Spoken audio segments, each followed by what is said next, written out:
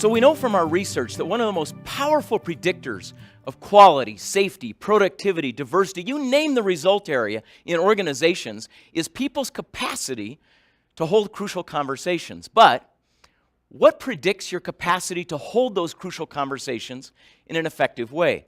Let me describe an experience. I'm sitting in a group of executives with whom I've worked for about 6 months. I'm watching the CFO in particular because he's been strangely silent for the entire 6-month period. I don't know if that would bother you, but for me it was kind of troublesome that here's this organization making enormous capital decisions and the CFO is entirely silent. As I asked around about this, I found out that this had happened about 10 years prior. The man had shut up in executive meetings for 10 years. The incident that started all of this was an argument between the CEO and the CFO. The two of them differed on some important strategic point. The argument got a little bit heated, but it was okay. Everybody was weighing in. Everybody was pushing their point until one crucial moment. At one point, the CFO in exasperation said to the CEO, "I just don't get it. I don't understand why you think what you think there."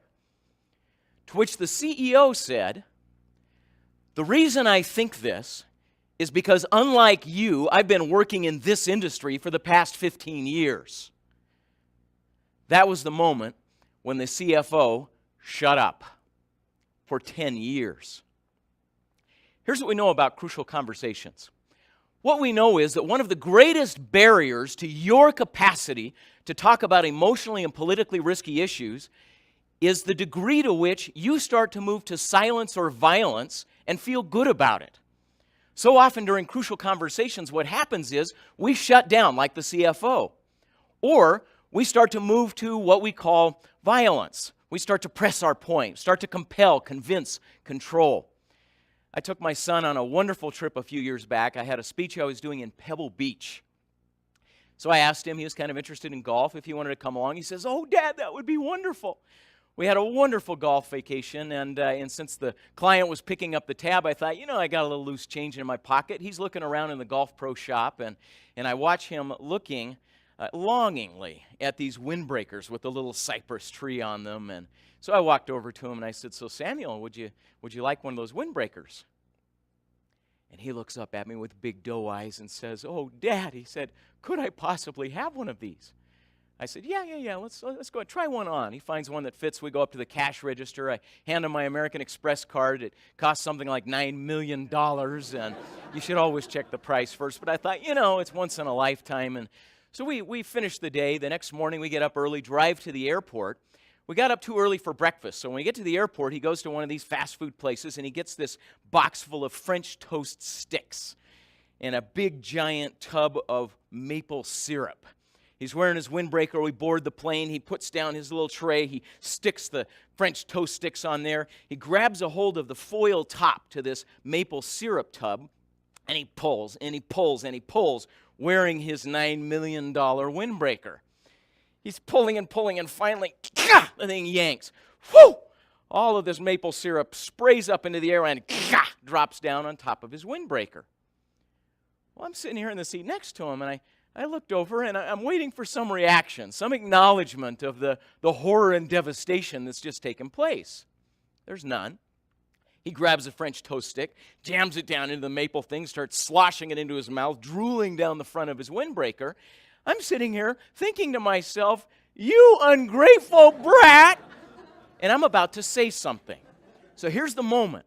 The moment that predicts how well you do in a crucial conversation is that moment right before you open your mouth.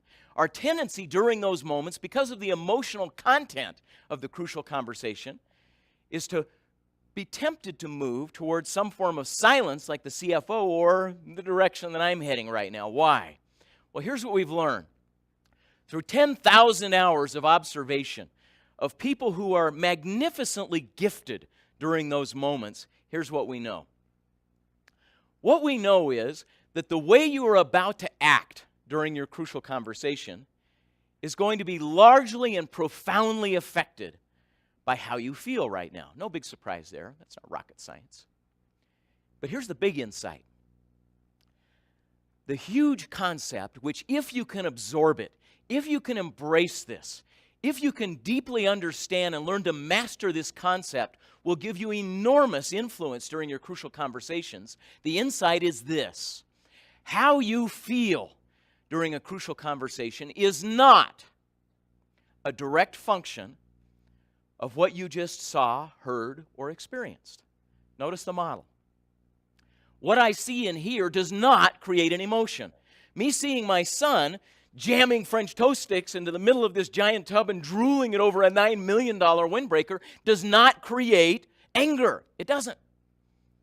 A CFO being condescended to and shut down during an executive team meeting in a public setting is not necessarily going to take offense because of what just happened. What he just experienced does not create the emotion. There's an intervening variable called your story. Before you can experience an emotion, you have to tell yourself a story about what just happened to you. Now, the problem is, you and I are hardwired to tell certain kinds of stories. And to the degree you can start to recognize your tendency to tell these types of stories, challenge and change these stories, you gain enormous control over your own emotions. Let me tell you a quick example here. I'm going to ask you to play with this one for a second. I was asked a question a while back from a woman who was struggling with a crucial conversation with her husband. She said, I want you to follow this here. She said, I just found out that over the past 6 months, my husband has had lunch with his ex-girlfriend. Now, the question I want to ask you is, as I start to describe some of that information, what story are you tempted to tell yourself? Think about it for a moment. What sorts of things did you add to the information that I just shared? Well, some obvious concerns might be, is he having more than lunch? Is he having dessert, right? Is there more going on here? Are they fooling around? Is there a relationship? Is he doing something behind my back? But look how, even more subtly, we start to add so much to what's going on in this moment. I want you to go back to what you experienced in your brain when I first started describing what that woman said. I just found out that my husband over the past 6 months has had lunch with his ex-girlfriend. What sort of leaps do we start to make? Now, I don't know if you're like me, but when I heard her talking, I didn't just hear her say lunch, I started to see lunch. Did you do that? I started to imagine what the lunch looked like. And there was a certain kind of restaurant. Was there in your mind? Was it a restaurant with a drive-through? Or was it a restaurant that had linen tablecloths and fine silverware? Was that your restaurant? Was there a candlestick? Were there certain people at the table? Were there a lot of people, or was it just two? In that moment, we start to make lots of inferences. We start to tell certain kinds of stories. Here's my son with maple syrup drool all over the front of him, and the thing that's creating my emotion is not the maple syrup drool. It's the story I start to tell myself about the maple syrup drool. Here's what you and I tend to do. The stories that create our emotions come in two flavors. If you're the kind of person like I am, who frequently feels frustrated in those moments, who can immediately feel frustrated in concerns, the kind of story you tend to tell yourself that creates that emotion is that people are doing what they're doing because they're stupid. They're an idiot. That's why they're doing that.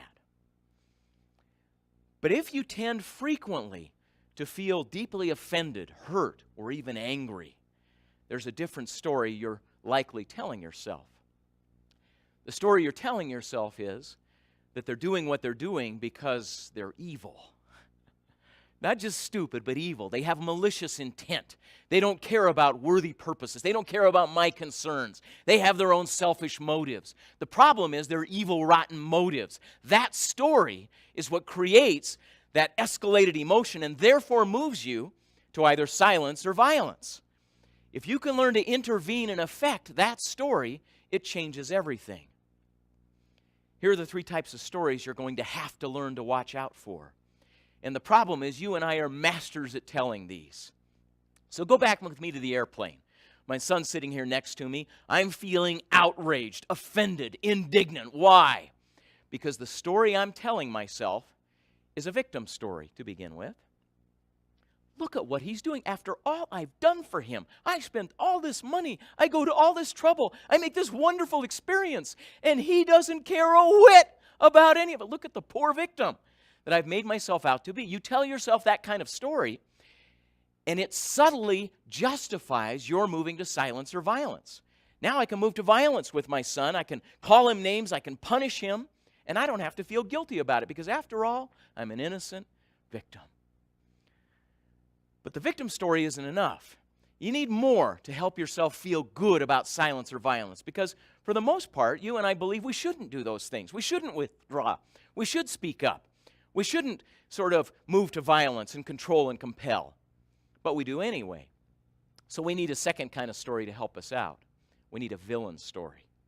Not only am I an innocent victim, but look at this kid. He is ungrateful. He is selfish. He is undisciplined. He is obnoxious. He is the degree to which I can paint him as evil and awful and rotten is the degree to which I can feel justified now in behaving badly as a parent. Let's move back to the CFO. Same story. He knows as a CFO he has an ethical responsibility to weigh in and have an influence in his executive team meeting. So how can he feel good about 10 years of silence? Number one, I'm a victim. I was mistreated. I was condescended. I was marginalized. Number two, he's a villain. He doesn't care about my opinions. He's controlling. He's obnoxious. He's arrogant. He's egotistical. When I tell myself that kind of story, I create a certain kind of emotion and I create a certain kind of action as a consequence. And I can feel good about those kinds of actions. And finally, I tell myself a helpless story. There's nothing else I could do. Now, where's the power? Where's the leverage? What if you had the capacity to, number one, notice when you told these kinds of stories, but number two, intervene and change them? So here I sit on the plane, and I'm about to leap into punishment and lecture mode with my son.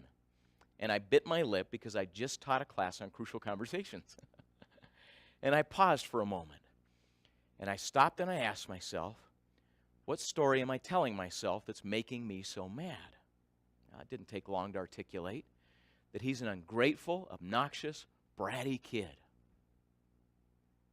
As soon as I told that story, I found myself capable of crafting a different story. The story sounded a little bit like this. The story was not obnoxious brat. The story was normal 15-year-old kid. Would that change how you felt? Now, notice what I'm not suggesting is I shouldn't hold him accountable. We're going to hold him accountable. We need to talk up to the CEO. We need to be able to hold peers and others accountable. But will I hold them accountable in a better way? As soon as I stepped back and came toward him with the story that said normal 15-year-old boy, here's what my first words sounded like. Samuel, did you notice that you got maple syrup on your cypress tree jacket? Here's what he did. He pushed the French toast stick away.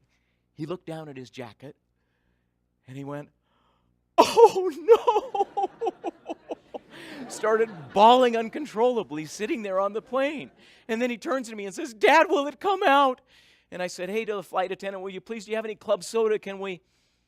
The whole situation changed in that moment. Now, what was the problem? Why was he doing what he's doing? Is it because he's an evil, rotten villain? Or is it because he's a dork? Is it because he's a normal 15-year-old boy? And should he learn to be able to manage his goods better than he did? Absolutely.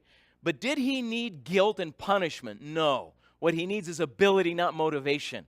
If during those moments you gain the capacity to master your story, to notice the stories you're telling yourself that are creating your emotional response, and intervene and change those, you gain the capacity to step up to crucial conversations that will affect results and relationships in every area of your life.